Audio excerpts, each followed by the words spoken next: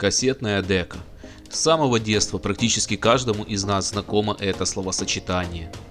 И хоть появившаяся в 1963 году компакт-кассета изначально и не предназначалась для качественной звукозаписи, однако ее беспрецедентная популярность среди меломанов 70-80-х годов прошлого столетия заставила все-таки ведущих производителей бороться за первенство в производстве высококлассных кассетных воспроизводящих устройств. А сам формат со временем все-таки стал соответствовать всем требованиям Hi-Fi.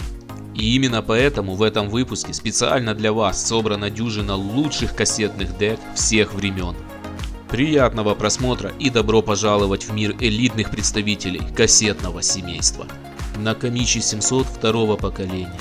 Производилась с 1976 года в качестве улучшенной версии оригинальной модели 1973 года. В отличие от предшественницы, дека обзавелась сенсорными клавишами управления транспортным механизмом, а новый усилитель получил фазовый компенсатор. К основным элементам деки относился закрытый тракт с двумя маховиками, двигатели постоянного тока, пасековый привод, регулировка азимута головок, пневматическое демпфирование кассеты и блока головок, стрелочные индикаторы. Воспроизводящая головка была сделана из уникального сплава, в состав которого входил никель, ниобий и тантал, а записывающая из стеклоферрита. Кроме всего прочего, дека имела хоть и проводной, но все же пульт дистанционного управления. Hitachi D900 выпускалась с 1977 года и была настоящим хитом своей эпохи. Дека имела подсвечиваемые квазисенсорные кнопки, микросхемы, пульт дистанционного управления. Блок записи и воспроизведения включал в себя 3 головки, кассетоприемник имел съемную крышку из плексигласа. Данная дека выпускалась вплоть до 1979 года, до того момента, как ее сменила обновленная версия с прямым приводом и индексом DD. Hitachi D5500M выпускалась с 1978 года и стала одной из лучших на рынке в год своего выпуска. Помимо поддержки ленты типа Metal, данная дека обзавелась инфракрасным пультом дистанционного управления, который располагался в нише под кассетоприемником. Лентопротяжный механизм имел 2 двигателя и 2 тонвала, головки – ферритовые монокристаллы. На передней панели располагались 2 блока стрелочных индикаторов, нижний из которых предназначался для контроля калибровки головок. Дека могла воспроизводить частотный диапазон вплоть до 20 кГц. Отношение сигнал-шум при этом составляло 68 дБ. TX-C1 представляла из себя серьезнейшую студийную машину, которая была способна выжать максимум из формата компакт-кассеты. Лентопротяжный механизм в данной деке был собственной разработки компании. 3 мотора, 3 ферритовые головки и 2 тонвала. Модель обеспечивала частотный диапазон от 20 до 20 тысяч Гц, соотношение сигнал-шум при этом достигало 80 дБ. Внушительным был и вес деки, который составлял 14,5 кг. Kenwood KX 2060.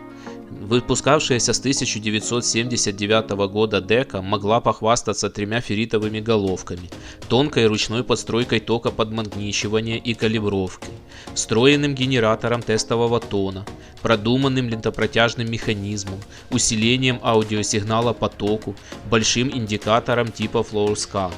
Частотный диапазон деки при использовании ленты типа Metal и системы Dolby составлял от 20 до 19 тысяч Гц. Вес деки превышал 9 кг. Sony TCK88B выпускалась с 1979 года и отличалась потрясающе надежным загрузочным механизмом под названием Power Loading Module. Дека имела жидкокристаллическую индикацию уровня сигналов, квазисенсорные клавиши управления, а в лентопротяжном механизме трудились 3 бесколлекторных двигателя с кварцевой стабилизацией.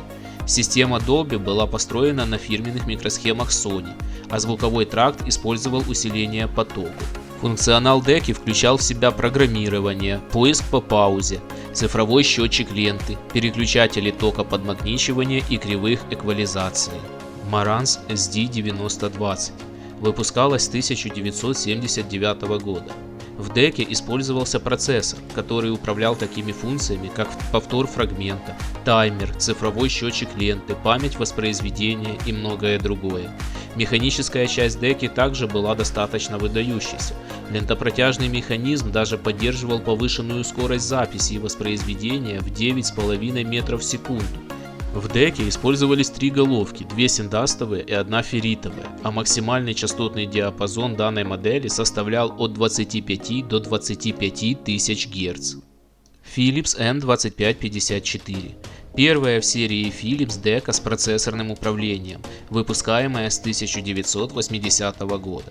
Механические части лентопротяжного механизма деки имели магнитную развязку. Оба мотора контролировались независимыми тахометрами.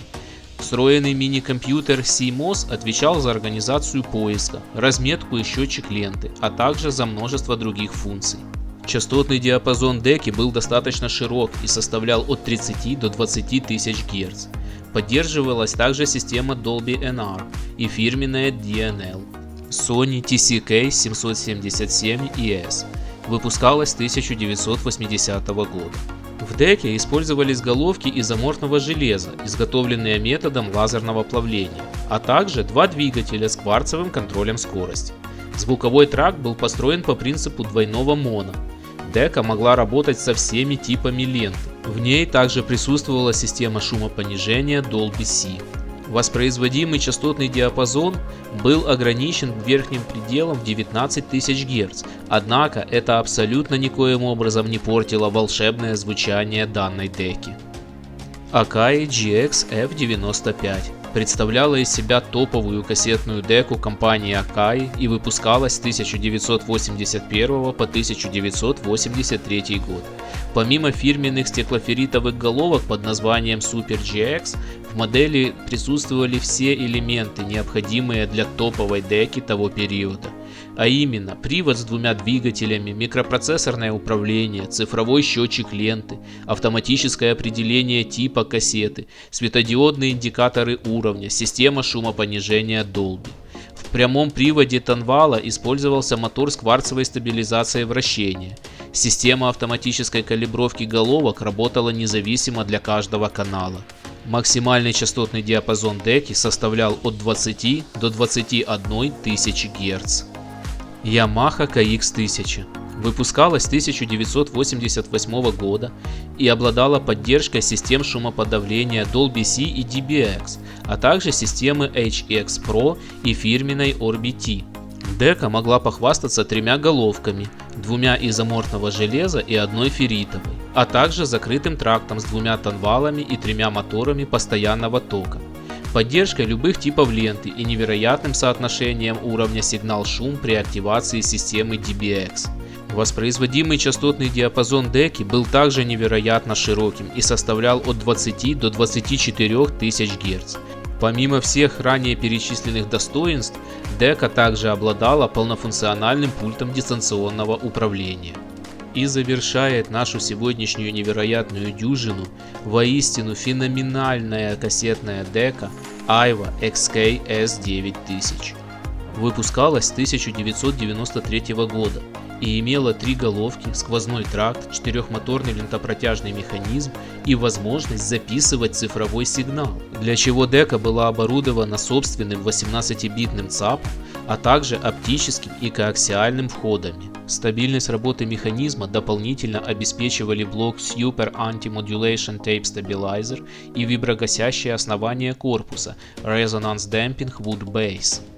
Технические же характеристики деки были просто поразительными. При использовании пленки 4-го типа частотный диапазон составлял от 8 до 27 тысяч Гц. Искажения при этом не превышали 0,18%, а соотношение сигнал-шум достигал 84 дБ. Именно благодаря всему вышеперечисленному Aiwa XK S9000 является безоговорочным лидером выдающегося семейства кассетных воспроизводящих устройств. Ну что ж, дорогие друзья, я надеюсь, что сегодняшний выпуск был для вас интересен и хоть немного полезен. Если это действительно так, с вас как всегда лайк, ну а с нас еще много всего интересного.